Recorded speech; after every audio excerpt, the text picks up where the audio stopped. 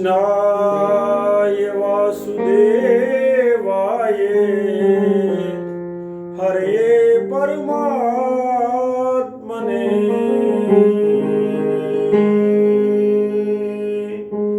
कृष्णाय वासुदेवाय हरे परमात्मने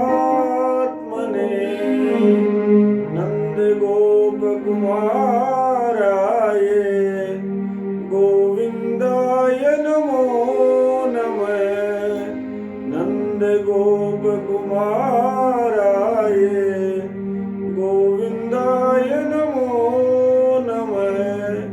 कल की कथा को हमने विश्राम कहाँ दिया था?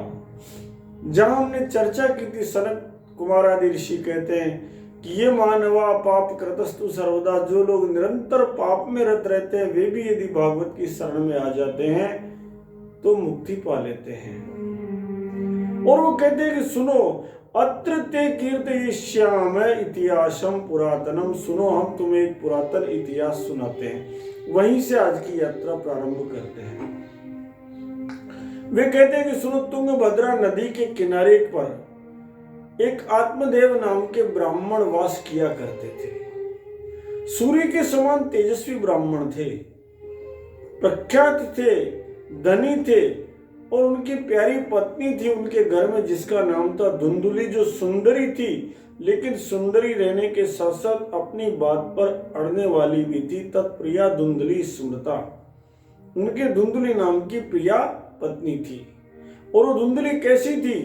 लोक वार्ता रता क्रूरा प्रायसो बहु जल्पिका, उसका स्वभाव बड़ा क्रूर था, प्राय कुछ न कुछ लड़ाई झगड़े करती रहती थी। गृहकार्य में तो निपुण थी लेकिन कले में भी निपुण थी और झगड़ालू भी थी। दोनों का जीवन चल रहा था। भोग विलास की ढेर सारी सामग्रियां थी, घर में अर्थ की, काम की, इनकी विपुल व्यवस्थाएं थी। जीवन चल रहा था लेकिन एक कमी भगवान ने छोड़ रखी थी और वो कमी ये थी कि ब्राह्मण के घर में संतान नहीं थी। अब संतान नहीं थी तो वह आत्मदेव दुखी थे। अवस्था जब ढलने लगी तो उन्होंने संतान प्राप्ति के लिए तरह तरह के पुण्य कर्म प्रारंभ किए, दीन दुखियों को दान देना प्रारंभ किया, अनेक प्रकार के धर्म के मार्ग अपनाए उन्होंने, अनेक जगह धन को व्यय किया लेकिन ना तो पुत्र मिला ना पुत्री, दोनों में से किसी का भी सुख देखने को नहीं मिला। तो ऐसी जब स्थिति हुई तो ब्राह्मण देव बहुत चिंतित हो गए और एक दिन इसी दुखी अवस्था में उस ब्राह्मण ने क्या किया, अपना घर छोड़ दिया और वन को चल दिए। वन को चल दिए, बस चले गए घर से निकलकर वन को। दोपहर का समय आ गया, बहुत प्यास लगी, एक तालाब किनारे आया। संतान के अभाव में दुखी जीवन था, थक जाने के कारण वही तालाब से पानी पीकर बैठ गए। कुछ ही देर बैठे थे कि वहां एक सन्यासी महात्मा आ जाते हैं। महात्मा को देखते ही ब्राह्मण का सारा दुख जबान पर आ जाता है, पैर पकड़ लेते हैं और रोने लगते हैं, गहरी गहरी सांसें लेने लगते हैं, बहुत विलाप करते हैं। तो वो सन्यासी पूछते हैं, कथम रोदिसी विप्र त्वम काते चिंता बलीयसी। हे ब्राह्मण देव, आप क्यों रो रहे हो? हे ब्राह्मण देव, आपको कौन सी चिंता खाई जा रही है जिसके कारण आप रोए जा रहे हो? महाराज, आपका दुख क्या है? उस दुख का वर्णन करो, उस दुख का कारण बताओ, शायद कोई समाधान बन पड़े। ब्राह्मण ने कहा कि सुनो महाराज, मैं मेरे दुख का क्या वर्णन करूं? मेरे पूर्व जन्मों का पाप से संचित ये दुख ऐसा प्रकट हुआ है कि मत पूछो। मेरे पितरों को मैं जलांजलि नहीं दे पा रहा, इसलिए वो गरम गरम जल जो सांस से गरम है उसको पी करके प्यास बुझा रहे हैं। ना देवता मेरे भोजन को ग्रहण कर रहे हैं क्योंकि मैं पुत्रहीन हूं। प्रजा दुखेन शून्यो हम, संतान के बिना मैं शून्य हूं महाराज। और सबसे बड़ी बात तो ये हो गई कि मेरे घर में केवल मेरी पत्नी की ही संतान नहीं होती, पाल लेते या मया धेनु सा वंध्या सर्वथा भवेते। अगर मैं घर में गाय भी लाकर पालता हूं तो मेरे घर में तो गाय के भी बच्चा नहीं होता, बछड़ा बछड़ी नहीं होते। अरे महाराज, कोई पेड़ भी लगा देता हूं तो उस पेड़ के भी यो मया रोपितो वृक्ष, जो वृक्ष में लगाता हूं उस वृक्ष के भी फल नहीं आते, फूल नहीं आते। महाराज मेरे तो बिना संतान के सारा का सारा मेरा जीवन धिक्कार हो गया। महाराज सन्यासी कहने लगे, मुंचा ज्ञानम प्रजा रूपम बलिष्ठा कर्मणो गति, विवेकम तु समासाद्यम त्यज संसार वासनाम। हे ब्राह्मण देव, मुंचा ज्ञानम प्रजा रूपम, ये बेटे का, पोते का, पड़पोते का, ये जो प्रजा का ज्ञान है ये झूठा ज्ञान है। मुंचा ज्ञानम प्रजा रूपम बलिष्ठा कर्मणो गति, कर्म की गति बलिष्ठ है, ये जैसे ले जाना चाहती है वैसे ही ले जाती है। इसलिए विवेकम तु समासाध्यम, विवेक को धारण कीजिए और त्यज संसार वासनाम, संसार की वासना का त्याग कर दीजिए। सुनो विप्र, मैंने तुम्हारा प्रारब्ध देखा है और निश्चय किया है कि 7 जन्म तक भी तुम्हारे यहाँ कोई संतान होने की संभावना नहीं है। इसलिए सुनो, ज्यादा संतान का मोह मत पकड़ो। देखो ना, राजा सगर को, राजा अंग को संतान के कारण दुख भोगना पड़ा था। ब्राह्मण कहीं ऐसा नहीं हो कष्ट में पड़ जाओ। संकेत में सन्यासी ने बहुत कुछ कहा, लेकिन ब्राह्मण तो उस समय पीड़ा में थे ना, उन्हें तो संतान चाहिए थी। इसलिए वो कहने लगे, विवेकेन भवेत् किम मे पुत्रम देहि बलादपि। वो महाराज विवेक की बात मत करो, इस समय बातें मत करो, मुझे बल पूर्वक आप अपने साधना बल से मुझे पुत्र दो महाराज। क्योंकि पुत्र और स्त्री जिसके घर में नहीं है उसके घर में तो कोई सुख है ही नहीं। मैं शोक से मूर्छित होकर आपके सामने प्राण त्याग दूंगा यदि मुझे बेटा नहीं मिला तो। ब्राह्मण का ऐसा आग्रह जब देखते हैं तब तो वो सोचते हैं तपोधन सन्यासी कि विधाता के लेख मिटाने का हट किया नहीं जा सकता। सबको कष्ट मिट रहा है जब विधाता के लेख मिटाने का प्रयास करते हैं। उदाहरण के साथ ब्राह्मण को समझाते हैं कि सुनो ब्राह्मण, राजा चित्रकेतु को बड़ा कष्ट उठाना पड़ा, तुम्हारे प्रारब्ध में पुत्र नहीं है, फिर भी तुम जिद कर रहे हो, तो चलो मैं तुम्हें पुत्र दूंगा। जब जिद आ जाती है ना, जिस समय जगन माता सती ने भगवान शंकर के सम्मुख जिद करी और कहा कि ये जो वन वन में घूम रहे हैं, हाय सीते कर रहे हैं, ये भगवान हो सकते हैं क्या? इनकी तो परीक्षा लेनी चाहिए, ये नारायण थोड़ी हो सकते हैं। और जिस समय पे उसने मन में शंका धारण की, तब भगवान शंकर ने क्या कहा, होई यही सोई जो राम रचि राखा, को करी तर्क बढ़ावे साखा। श्री राम जय जय राम, श्री राम जय जय राम, श्री राम जय जय राम, श्री राम जय श्री राम जय जय राम, श्री राम जय राम, श्री राम जय जय राम, श्री राम जय जय राम, श्री राम जय राम। ओई सोई जो राम रचि राखा, को करी तर्क बढ़ावे साखा। वही होगा जो भगवान रामचंद्र चाहते हैं, तर्क करके विवाद करके कौन विषय को बढ़ावे। ये नीति वाक्य जो भगवान शंकर ने कहा, वही नीति वाक्य सन्यासी के मुंह का भाव है। वो कहते हैं कि सुनो ब्राह्मण देव, आपके भाग्य में तो संतान नहीं है और जिद करने का परिणाम तो उल्टा ही आता है, फिर भी आप जिद कर रहे हो। इसलिए एक काम करो, अब तुम्हारा आग्रह नहीं छूट रहा है, इसलिए मैं तुम्हें एक फल देता हूं। तस्याग्रहम समालोक्य फलमेकम स दत्तवान। ये आपका दृढ़ आग्रह देखकर, यद्यपि आपके भाग्य में नहीं है, लेकिन आपका दृढ़ आग्रह देखकर आपको एक फल देता हूं। इस फल को अपनी पत्नी को खिला देना, इससे तुम्हें एक पुत्र की प्राप्ति होगी। लेकिन इसके लिए तुम्हारी पत्नी से कहना कि वो 1 साल तक सत्य का ध्यान रखे, सोच का ध्यान रखे। सत्य शोचम दया दानम एक भक्तम तु भोजनम। एक समय भोजन करे, दान धर्म का पालन करे। यदि ऐसा करेगी तो उसके घर शुद्ध स्वभाव वाला अच्छा बच्चा पैदा होगा। इस प्रकार कहकर वो योगीराज तो वहां से चले गए। ब्राह्मण ने भी फल लिया और बड़े प्रसन्न मन से अपने घर आए और घर आकर अपनी स्त्री के हाथ में दे दिया और कहा कि सुनो, इस फल को ग्रहण करो। इस फल का ये महात्म्य है कि तुम्हें श्रेष्ठ संतान की प्राप्ति होगी। तरुणी कुटिला सतस्य सख्य गृह च रुरोध है। उसकी जो पत्नी थी वो तो कुटिल स्वभाव की थी। वो अपनी सखी के पास रोने लगी और कहने लगी, सुनो, ये फल तो मैं नहीं खाऊंगा। फल भक्षेण गर्भ है। इस फल के धारण करने से तो गर्भ धारण होगा और गर्भ धारण होगा तो उदर बढ़ेगा। उदर बढ़ेगा तो खाया पिया शरीर के नहीं लगेगा। मेरी शक्ति क्षीण हो जाएगी और शक्ति क्षीण हो जाएगी तो घर का काम धंधा कैसे होगा। देववश यदि गांव में डकैतों का आक्रमण हो गया तो सब लोग तो भाग जाएंगे, पर मैं गर्भिणी स्त्री कैसे भाग पाऊंगी। फिर कहती है कि सुनो, यदि सुखदेव जी महाराज की तरह ये गर्भ पेट में ही रुक गया, सन्यासी से प्राप्त हुआ है, और बाहर नहीं आया तो मैं तो परेशान हो जाऊंगी।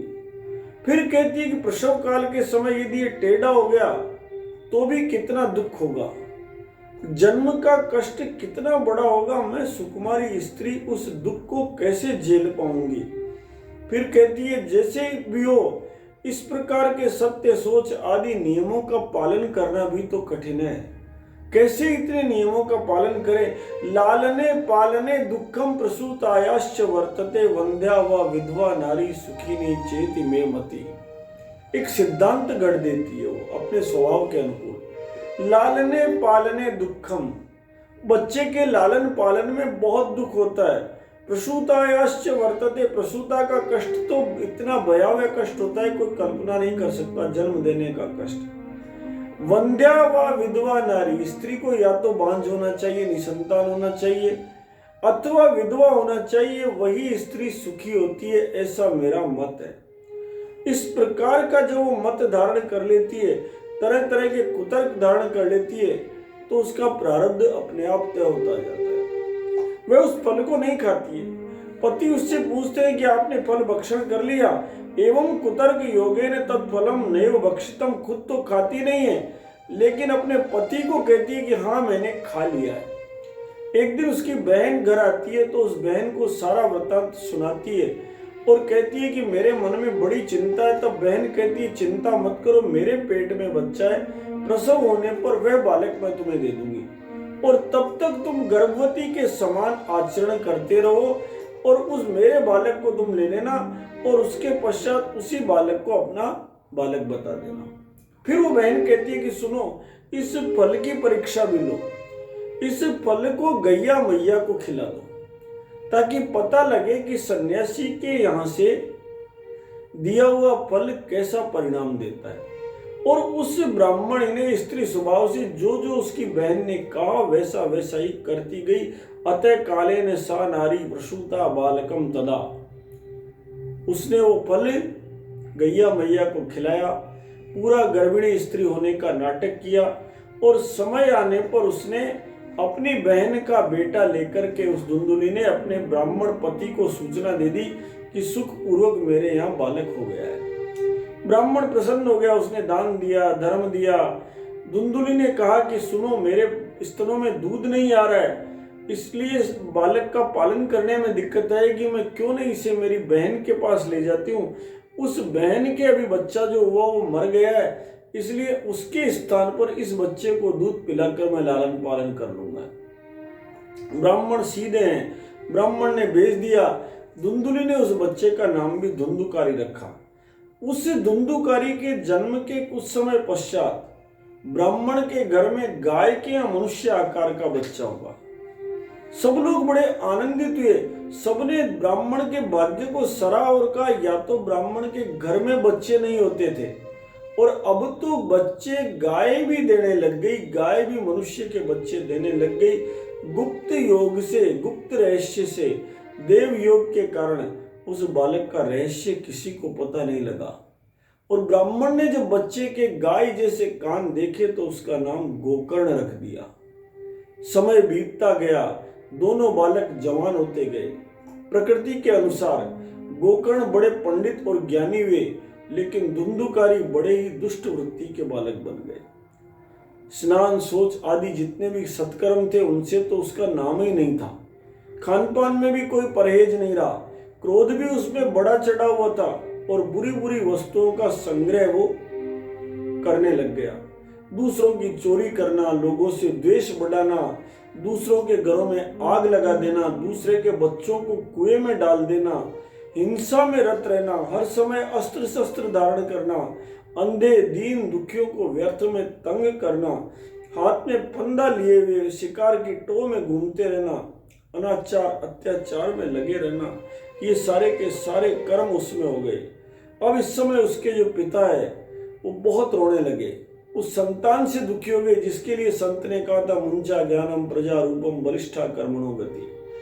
आज याद आता है और वो वहां पर अपनी माँ से भी झगड़े करता है, क्वे तिष्ठामी क्वे गच्छामी, सबके सब परेशान हो जाते हैं। ब्राह्मण कहता है मैं कहाँ जाऊं, मेरे पास कोई रास्ता नहीं है, मैं कहाँ जाऊं, ऐसी संतान से अच्छा तो मैं चला जाऊं तो अच्छा हूं। दुखी होकर के एक दिन जाकर के गोकर्ण जी महाराज के पास जाते हैं। गोकर्ण जी महाराज कहते हैं सुनो पिताजी, ये संसार असार है, असार खल संसारो दुख रूपी विमोहक है। ये असार संसार है, ये धन है, ये स्त्री, ये सारी चीजें दीपक के समान जलती रहती है और धीरे धीरे धीरे धीरे दीपक की लो नष्ट हो जाती है, आदमी समाप्त हो जाता है।